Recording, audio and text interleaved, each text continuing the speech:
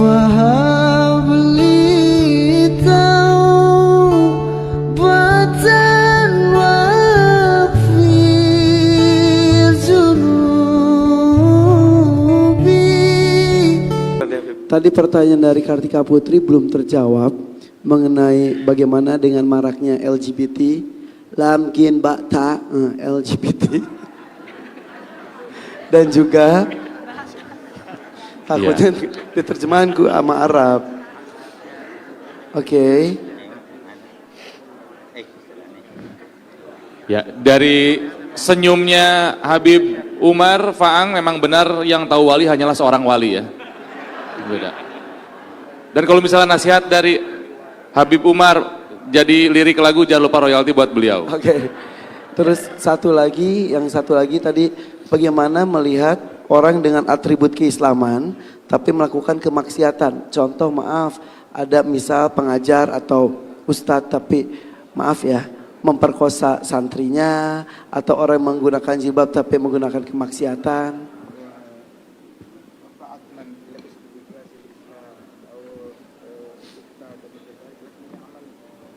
Dan mohon maaf, informasi paling baru setelah yang Mbak ini adalah penanya terakhir. Jadi mohon maaf waktunya terbatas, jadi yang lain boleh duduk lagi saja karena kita akan ada sesi foto setelah satu ini. Terima kasih atur nuhun. دواء ذلك كله ما قال الله تعالى والذين إذا فعلوا فاحشة وظلموا أنفسهم ذكروا الله فاستغفروا ذنوبهم ومن يغفر الذنوب إلا الله ولم يصروا على ما فعلوا وهم يعلمون. Cara untuk menghadapi masalah perbuatan kita kepada Allah daripada dosa yang kita lakukan, apa saja bentuk dosa itu adalah dijelaskan oleh Allah di dalam Al-Quranul Karim yang bermaksud mereka orang-orang yang melakukan perbuatan keji mengingati Allah atau dia insaf dan kembali kepada Allah, lalu bertaubat kepada Allah dan tidak kembali melakukan dosa yang ia lakukan itu, maka mereka yang demikian ini akan mendapati Allah Maha menerima taubat dan mengampunkan mereka. ثم أن كل سيئة وكل ذنب ومعصية لها ما يغلظها ويعظم عذابها ولها ما يخففها ويسرع فيها قبول التوبة منها. فمما يخففها كراهة هذه المعصية والندامة عليها وسرعة الاستغفار والعزم أن لا يعود لمثلها. ومما يغلظها أن يتظاهر بالخير والصلاح أو يلبس زي الصالحين لأجل الوصول إلى الفجور ولأجل أن لا يظن به الناس الشر أو أن يحول هذا الأمر إلى اعتقاد أنه لا شيء عليه فيه ويستخف بالمعصية، فهذا أسباب مضاعفة إثمها. Dosa itu kalau dilakukan, kadang-kadang dosa itu boleh menjadi satu hal yang mengundang bahaya yang besar bagi pelakunya, dan kadang-kadang dosa itu boleh menjadi kecil bagi pelaku dosa itu, bergantung kepada cara menyikapi kepada dosa tersebut. Dosa itu akan menjadi kecil dan akhirnya pelaku itu akan meninggalkan kalau pelaku dosa itu membenci kepada dosa itu. Untuk meninggalkan dosa, hendaklah ada rasa tidak suka kepada perbuatan maksiat atau perbuatan yang boleh mengundang kepada dosa. Sikap seperti ini, sikap benci dan tidak suka kepada dosa, boleh membantu kepada seseorang itu untuk melihat dosa itu rendah dan hina untuk dia meninggalkannya. Tapi sebaliknya, dosa itu akan menjadi satu hal yang besar dan berbahaya kepada seseorang kalau seseorang itu memakai pakaian, yang pakaian itu secara zahirnya pakaian itu menunjukkan orang ini orang baik, orang alim, orang yang soleh, tapi justru dia bersembunyi di balik pakaiannya itu melakukan perbuatan dosa, dan ini bahagian daripada hal yang menyebabkan dosa itu jadi besar. Yang kedua adalah kalau seseorang itu melakukan dosa dan juga dia merasa bangga atau merasa tidak berdosa ataupun terus dengan melakukan dosa, maka ini juga akan menjadi sebab seorang itu menjadikan dosanya adalah sangat berbahaya dan mengundang hukuman yang besar kepadanya. والمؤمن يرى ذنبه كالجبل يخاف وقوعه عليه والمنافق يرى ذنبه كذباب وقع على أنفه فأطاره هكذا. Dikatakan bahwasanya orang beriman itu kalau melakukan dosa, beratnya atau dirinya merasa bersalah dan berat dengan dosa seakan-akan gunung itu diletakkan di kepalanya. Tapi orang munafik kalau melakukan dosa, dosa itu dianggap umpama lalat di wajahnya yang hanya ditepis seperti ini, yakni tidak mengindahkan kepada dosa itu. وفي الحديث من سرته حسنته وساءته سيئته فذلك المؤمن. Di dalam hadis dinyatakan bahwasanya siapa orang yang dia merasa gembira dengan perbuatan baiknya dan merasa tidak suka dengan perbuatan salahnya, maka dia seorang yang beriman.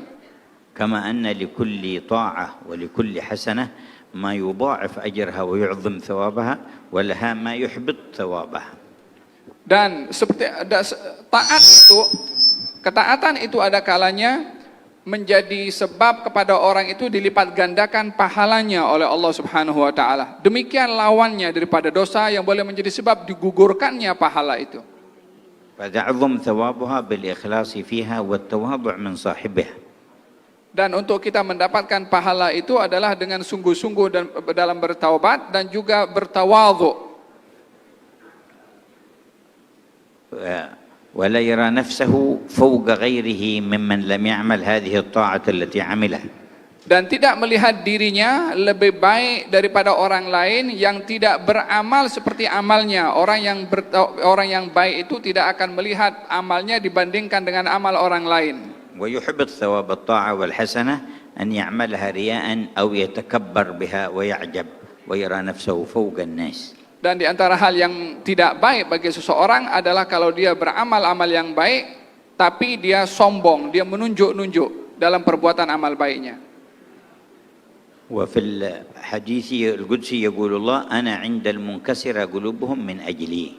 Dalam hadits qudsi Allah Subhanahu wa taala berfirman, saya akan berada di hati orang yang sedang insaf untuk bertaubat kepada saya. والخلاصة أن على المؤمن أن لا ييأس ولا ينقطع عن ربه ولا يترك التوبة حتى يعلم الله صدقه فيكشف عنه ظلمات الذنوب.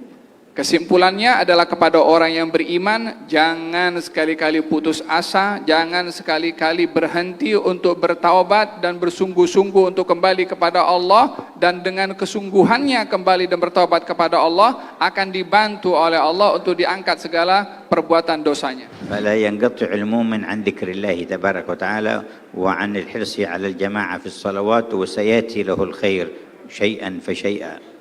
Dan hendaklah bagi seorang beriman itu tidak putus daripada sering berzikir kepada Allah dan juga menjaga salat berjamaah terus demi berterusan. Baik, terima kasih.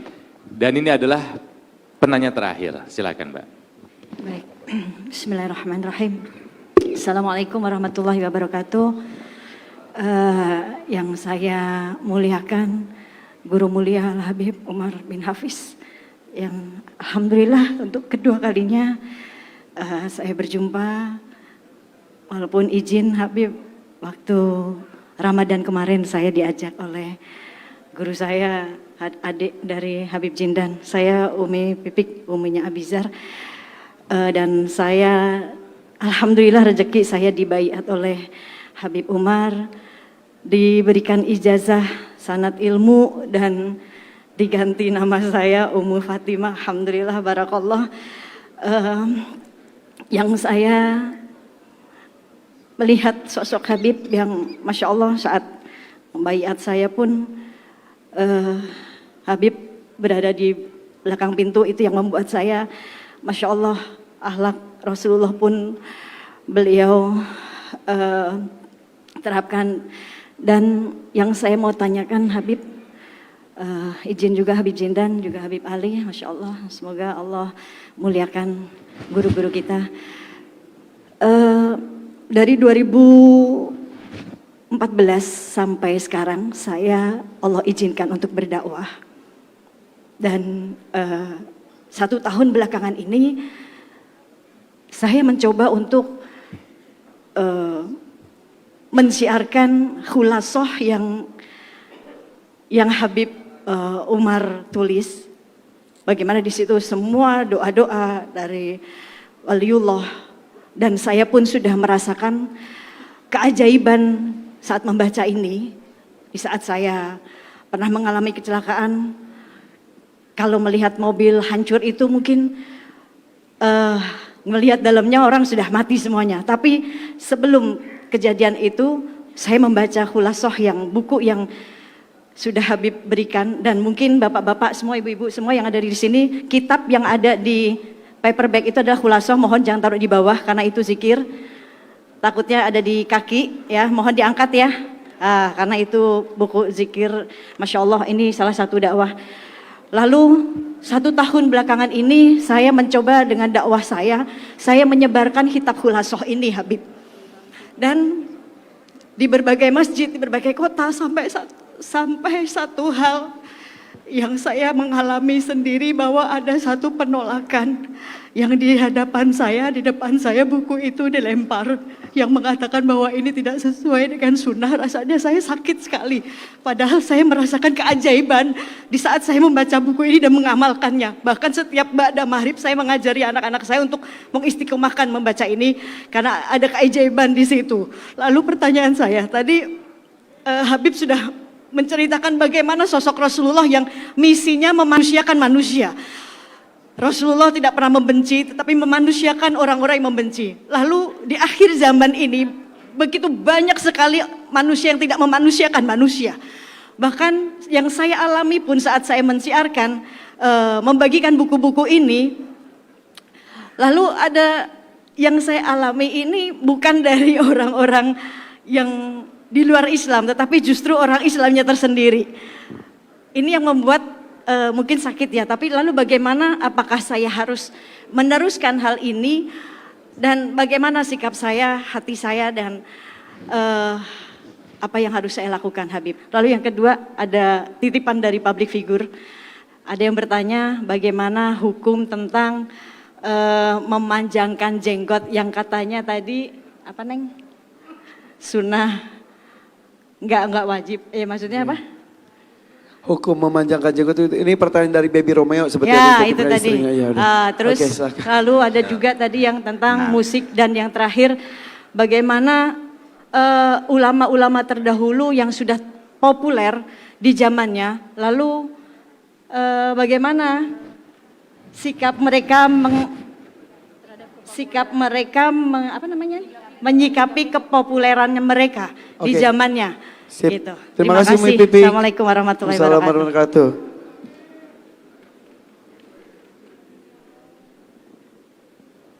Masya Allah, la quwwata illa billah.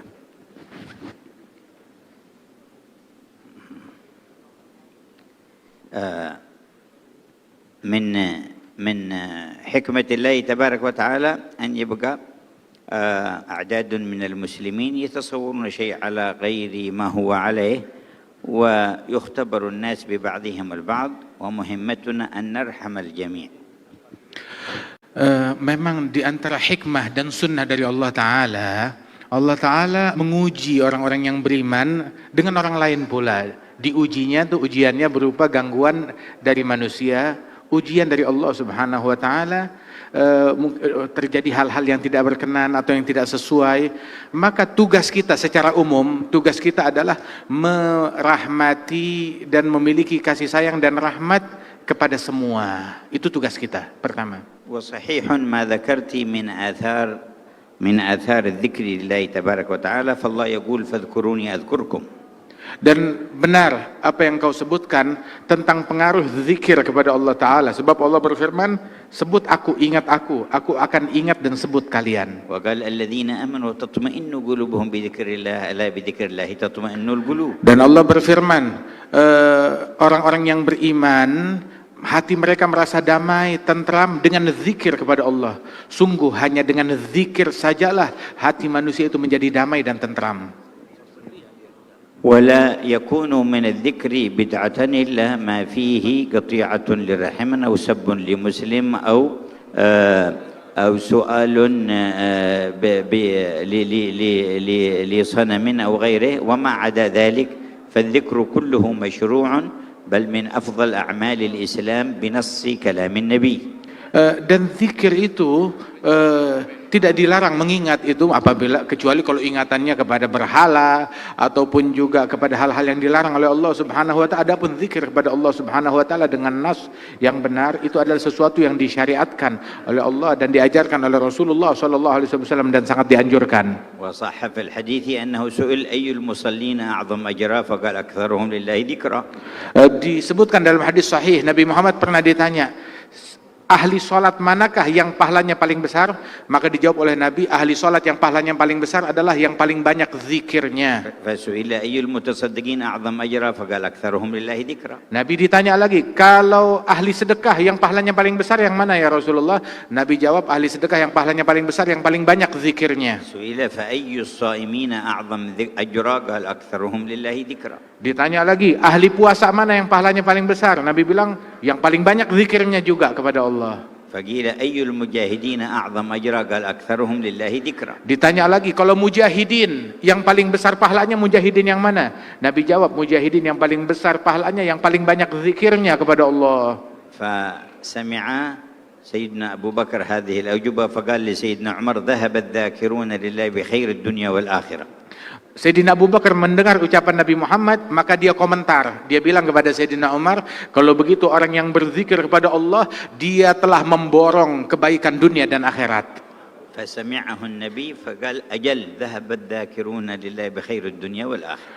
Nabi Muhammad mendengar komentarnya Sayyidina Abu Bakar Siddiq dan beliau mengiyakan, mengaksesi dan mengatakan, betul sekali orang yang banyak zikir kepada Allah memborong kebaikan dunia dan akhirat. وإنما الذين تصوروا التصور الخاطئ عن الأذكار إنما الوسيلة إلى تبيين الحقيقة لهم بالدعاء الله لهم واختيار من يعرف حل الشبهة عنهم بإقامة الحجة والدليل من أهل العلم.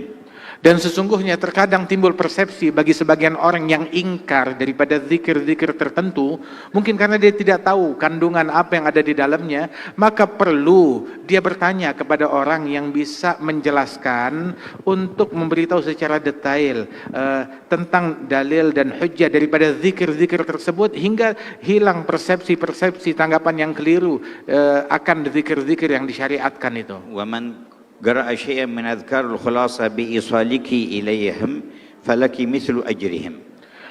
Dan ketika kita mengajarkan zikir kepada seseorang seperti zikir yang terkandung dalam khulasah dan diamalkan oleh orang itu, maka yang mengajarkan ini mendapatkan pahala seperti pahala orang yang membacanya. فأديموا وواصلوا الذكر لله تعالى يديم ويواصل رحمته لكم. Langgengkanlah, teruskanlah, istiqamahlah dalam berzikir kepada Allah Ta'ala agar anugerah dan rahmat Allah Ta'ala terus langgeng dan tercurah kepada kita. Okay.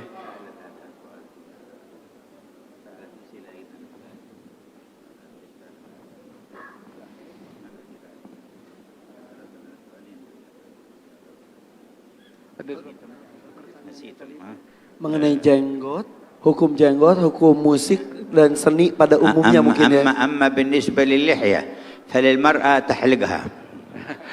Adapun janggut, maka perempuan harus cukur habis, nggak boleh punya janggut.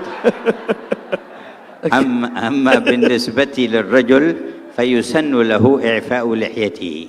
Adapun orang laki-laki ya memang disunnahkan untuk piara janggut. ثم الأخذ من جوانبها وردت أيضا به السنة لتحسينها. Kemudian juga mengambil dari sisi-sisi janggut tersebut, merapikannya, itu adalah sesuatu yang baik dan disunahkan agar kelihatan rapi. أما حلقها فبين فقهاء الإسلام خلاف أهو مكروه أو حرام. Adapun mencukur habis itu, maka itu menjadi perbedaan pendapat antara para ulama-ulama dalam agama Islam. Ada yang mengatakan itu makruh, ada juga yang mengatakan itu haram. Oke. Kalau musik dan juga seni pada umumnya hukumnya apa? ذكرت الموسيقى. نعم. نعم. أصحاب الموسيقى وأصحاب الفن والغناء هم يتعاملون مع المشاعر، فإذا يكونون من أهل الذوق الإنساني، فالذي يتعامل مع المشاعر أجدر بأن يدرك حقائق ما يسعد به الإنسان وينعم. فيطرب بالكلام الطيب الحسن ويطرب بذكر الله تبارك وتعالى وتطمئن قلوبهم بذكر الله. فالموسيقى ما لم يأتي فيه نص مثل المزمار فحكمه اجتهاد أهل العلم ما بين مبيح ومحرم، وما جاء فيه النص في الإباحة فلا إشكال فيه. والموسيقى بأصنافها بحسب ما تثير، إن أثارت مثارات ومشاعر الخير فهي من الخير، وإن أثارت مشاعر شر من بغضاء بين الناس أو تقاتل بينهم أو فعل محرمات أو حث على تناول مسكرات فهي شر بحسب ما تثير في بال الإنسان وفي عقله. Beliau mengatakan tentang musik, pemusik. Mereka adalah orang-orang yang bekerja bergelut di dalam apa yang menjadi cita rasa batin seseorang. Sehingga dia memiliki cita rasa, memiliki perasaan yang halus untuk mendalami apa yang nyaman di dalam hati manusia dengan suara-suara tertentu, dengan syair-syair dan lantunan tertentu. Maka hendaknya pun dia juga memiliki kepekaan akan zikir-zikir tertentu yang membuat hati seseorang menjadi lebih nyaman. Sebab bermain dengan perasaan, maka dia harus tahu apa yang membuat orang paling nyaman. Bukan cuma musik aja, zikir pun juga, doa pun juga, ibadat pun juga. Kemudian juga di antara musik-musik itu ada juga yang menggunakan alat-alat yang memang diharamkan di dalam syariat seperti mizmar, maka itu hukumnya haram. Ada juga yang menggunakan alat-alat yang dihalalkan, dibolehkan dalam sunnahnya Nabi ada, maka itu hukumnya halal. Ada juga yang tidak disebutkan di dalam sunnah tentang kebolehan atau ketidakbolehannya, maka itulah tempat perbedaan pendapat para ulama dan masing-masing dengan pendapatnya. Kemudian juga lantunan syair yang diucapkan. Syair tersebut itu membangkitkan perasaan. Apabila yang dia bangkitkan adalah hal-hal yang buruk, sehingga bangkit keinginan yang lebih buruk, ya, ataupun juga berisi ucapan-ucapan yang buruk, mengajak kepada keburukan, maka itu diharamkan dan tidak baik. Tetapi kalau isinya mengajak kepada kebaikan, membangkitkan hal-hal yang baik pada diri seseorang, maka itu menjadi hal-hal yang baik pula. Jadi tergantung musiknya dan juga tergantung syairnya dan juga diseimbangkan dengan zikir, mungkin seperti itu ya.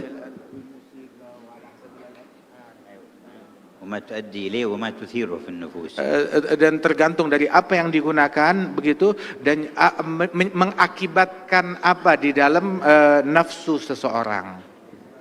فإن نفس الإنسان قابلة للتأثر سلبا أو إيجابا. Sebab nafsu seseorang itu, dia itu mudah terpengaruh, baik pengaruh positif ataupun pengaruh negatif. فبعض الأغاني وبعض الموسيقى وبعض الصوت الحسن يحفز الإنسان لأن يبر والديه أو يحسن لأرحامه أو يسامح من آذاه أو يكون على استقامة، فهذا كله من الخير وداخل في الخير. Ada beberapa musik yang isinya itu penuh hikmah. Ngajak orang untuk bakti kepada orang tua, cinta kepada ibunya, kepada ayahnya, bakti kepada mereka. Ngajak orang untuk silaturahmi, ngajak orang untuk bikin ketaatan, untuk berderma, untuk peduli kepada sesama. Ini adalah bagian dari kebaikan dan bagian daripada dakwah juga. Dan ini adalah hal yang baik. ولما كان ينشد شعر سيدنا حسان في مدح النبي صلى الله عليه وسلم وذم المعاندين من الكفار، مدحه النبي وقال إن جبريل وميكائيل معك ما نفحت عن رسول الله. Ketika Sayyidina Hasan bin Thabit, sahabat Rasulullah, seorang penyair, seorang seniman penyair, dia banyak membuat syair, dia mengubah syair yang isinya memuji Nabi Muhammad dan juga membela Nabi Muhammad daripada cacian dan makian orang-orang yang kafir. Maka Rasul SAW menyemangati dan mendukung apa yang dilakukan oleh Hasan bin Thabit dengan ucapan, sesungguhnya Jibril dan Mikail senantiasa bersama engkau di dalam syairmu, manakala syairmu itu isinya membela kepada Nabi Muhammad SAW. وكان أحد الشعراء أمية بن أبي الصلت له حكم يلقيها في شعره. قال بعض الصحابة فركبت مع النبي في السفر قال تحفظ شيء من شعر أمية بن أبي الصلت؟ قلت نعم. فقال فأنشدني، فأنشدته بيتا فقال هيه أي زدني، فأنشدته بيتا فقال هيه، فأنشدته بيتا فقال هيه حتى أنشدته 100 بيت. Dulu ada seorang seniman, penyair dari orang Arab terdahulu sebelum Nabi Muhammad, namanya Umayyah bin Sult, yang mana dia ini banyak mengucapkan syair-syair yang isinya kebaikan dan penuh hikmah. Pernah satu kali Nabi bertanya kepada seorang yang ada di situ, sahabat beliau yang banyak hafal syair, bilang, apa kamu hafal daripada syair-syairnya Umayyah bin Sult? Maka dia bilang, iya saya hafal. Maka diucapkan 1-2 bait syairnya Umayyah bin Sult. Kemudian Nabi berkata, yakni tambahkan lagi, ada lagi gak? Saya tambahkan lagi. Nabi nanya, ada lagi gak? Tambahkan lagi. Terus sampai hampir 100 bait syair yang dibacakan di hadapan Nabi Muhammad SAW. وكما تتأثر مشاعر الإنسان بالصوت الحسن وبالأنغام المناسبة، فكذلك تتأثر بالنية الصالحة وبالرحمة وبإرادة الخير وبالقيم الفاضلة تأثرا أكبر. Sebagaimana nafsu manusia, dia mudah terpengaruh dengan suara yang indah, dengan syair yang bagus, bangkitlah perasaan seseorang tersebut. Dia bisa terpengaruh perasaannya. Begitu juga perasaan dan jiwa seseorang itu terpengaruh manakala dihadapkan dengan niat yang baik, dengan rahmat dan kasih sayang, dengan kepedulian dari seseorang, maka itu pun juga memiliki pengaruh besar bagi lawan bicara orang tersebut juga. وقد دخلت سيدنا أبو بكر على السيدة عائشة وعندها جاريتان تغنيان ورسول الله صلى الله عليه وسلم مضطجع، فقال أمزمور الشيطان في بيت رسول الله، ففتح النبي وجهه وقال دعهما يا أبا بكر فإن لكل قوم عيد وهذا عيدنا. Pernah satu kali Sayyidina Abu Bakar masuk ke rumah putrinya Siti Aisyah, istri Nabi Muhammad. Bersama Siti Aisyah ada teman-teman mainnya, anak-anak begitu, gadis-gadis kecil begitu, yang mana mereka ini melantunkan nyanyian syair-syair yang baik bersama Siti Aisyah, dan di situ ada Rasulullah Shallallahu Alaihi Wasallam, dan Nabi sedang menutup wajahnya. Sayyidina Abu Bakar saat masuk, maka dia memarahi Siti Aisyah putrinya, masa iya ada suara syaitan dan lantunan syaitan di rumah Nabi Muhammad? Menegur Siti Aisyah. Maka Nabi Muhammad menoleh ke arah Sayyidina Abu Bakar As-Siddiq dan berkata, biarkan wahai Abu Bakar, enggak sejauh itu maksudnya Rasul sallallahu alaihi wasallam. Sesungguhnya ini adalah hari Id, hari lebaran, kata Rasulullah sallallahu alaihi wasallam, maka biarkan mereka melantunkan daripada lantunan dan syair-syair yang tidak mengandung keburukan di dalamnya itu. Seperti itu. Jadi Alhamdulillahirrahmanirrahim. intinya berlomba-lomba dalam kebajikan. Para pengusaha dengan jiwa entrepreneurnya lakukan yang terbaik. Para seniman lakukan dan kehalusan hatinya dan karya-karyanya berikan terbaik untuk kemaslahatan umat. Intinya seperti itu ya. Betul, baik. Habib Zindan, tolong sampaikan kepada Habib Umar, sudilah kiranya menutup acara malam hari ini dengan doa. Doakan kami semua menjadi kekasih Allah. Doakan kami semua menjadi umatnya Nabi Muhammad SAW sampai dengan akhir zaman nanti.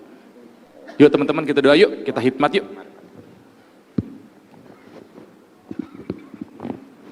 اللهم يا الله يا رحمن يا رحيم يا حي يا قيوم يا واحد يا أحد يا فرد يا صمد يا منان يا وهاب يا جزيل الفضل يا الله، صل على عبدك ونبيك سيدنا محمد وعلى آله وأصحابه وأنبيائك ورسلك وآلهم وصحبهم وملائكتك المقربين وجميع عبادك الصالحين، وانظر إلى قلوبنا وقلوب الحاضرين أجمعين، انظر إلى قلوبنا وقلوب الحاضرين أجمعين، انظر إلى قلوبنا وقلوب الحاضرين أجمعين، وحل عن كل قلب منا عقدة الإصرار على ذنب صغير أو كبير قليل أو كثير، يا غفار الذنوب يا تواب يا ستار يا منان يا وهاب يا رحمن يا رحيم يا الله. اجمعنا على الاستقامة، واجمعنا يا مولانا في زمرة الحبيب الأعظم نبيك محمد صلى الله عليه وسلم، اجمعنا في دار الكرامة. اللهم لا تحرمنا خير ما عندك لشر ما عندنا، قصدناك وأملناك ورجوناك فاعف عنا ما كان منا. اللهم اغفر لنا ما مضى واحفظنا فيما بقي، اللهم اغفر لنا ما مضى واحفظنا فيما بقي، اللهم اغفر لنا ما مضى واحفظنا فيما بقي. اللهم ثبتنا على الحق فيما نقول وثبتنا على الحق فيما نفعل وثبتنا على الحق فيما نعتقد. ربنا ظلمنا أنفسنا وإن لم تغفر لنا وترحمنا لنكونن من الخاسرين فاغفر لنا وارحمنا يا أرحم الراحمين. يا من يقبل التوبة عن عباده ويعفو عن السيئات تبنا إليك عنا وعن أخواننا هؤلاء وعمن والانا فيك وعن المؤمنين المؤمنات واستغفرناك لنا ولهم فاغفر لنا ولهم يا خير الغافرين وتب علينا يا تواب وافتح في الخير لنا الأبواب وادفع عنا الشرور والبلايا والأوصاب وكل من ساهم في عقد هذا الجمع وإقامة هذا اللقاء فأمدهم منك بنور وإيمان ويقين وبر وتقوى وعفو وعافية ومزيد وسعادة في الغيب والشهادة يا أرحم الراحمين. وأطل أعمارنا في طاعتك وطاعة رسولك ونصرتك ونصرة رسولك واختم لنا بلا إله إلا الله واجعل آخر كلام كل واحد منا من حياته الدنيا لا إله إلا الله واحشرنا جميعا في زمرتكم لأهل لا إله إلا الله. اللهم اجعلنا وإياهم أحبابنا عندك من خواص خاصة أهل لا إله إلا الله محمد رسول الله صلى الله عليه وسلم. ثبتنا عليها واجعلنا من خواص أهلها واختم أعمارنا بها برحمتك يا أرحم الراحمين. حققنا بحقائقها وارزقنا طرائقها واجعلنا من أهل رقائقها وارفعنا بها أعلى مراتب القرب والشهود يا بر يا ودود. وأصلح شؤوننا والمسلمين في إندونيسيا وجميع أقطار الأرض.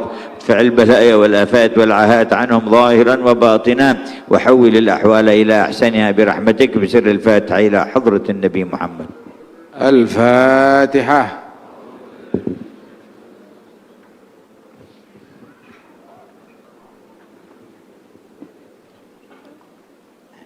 Amin ya rabbal alamin. Mudah-mudahan pertemuan kita hari ini bisa membuat kecintaan kita kepada Nabi Muhammad SAW bertambah lagi. Ketika kita sudah cinta, ada keinginan untuk melakukan apapun yang diminta dan juga diajarkan oleh Nabi Muhammad SAW sesuai dengan yang diperintahkan oleh Allah SWT. Amin ya rabbal alamin. Baik, berikutnya adalah penyalaan kenang-kenangan kepada Habib Umar dari Mas Ipo Santosa. Monggo Mas Ipo. Habis ini siap-siap kita bergiliran, kita berfoto bersama Habib Umar ya.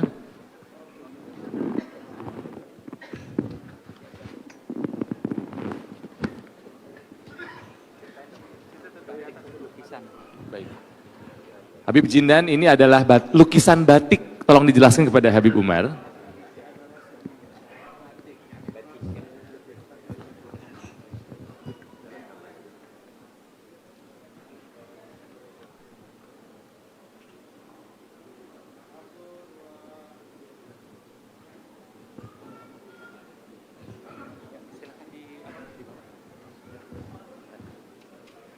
Baik, giliran pertama. Ya, kita saatnya untuk berfoto bersama. Mohon maaf dan Habib Umar. Kita akan mulai dari beberapa baris di depan, tapi mohon maaf tidak bisa naik ke atas. Lagi-lagi baris pertama di dua. Oke, hanya yang pekerja seni ya, yang pekerja seni, teman-teman artis ya.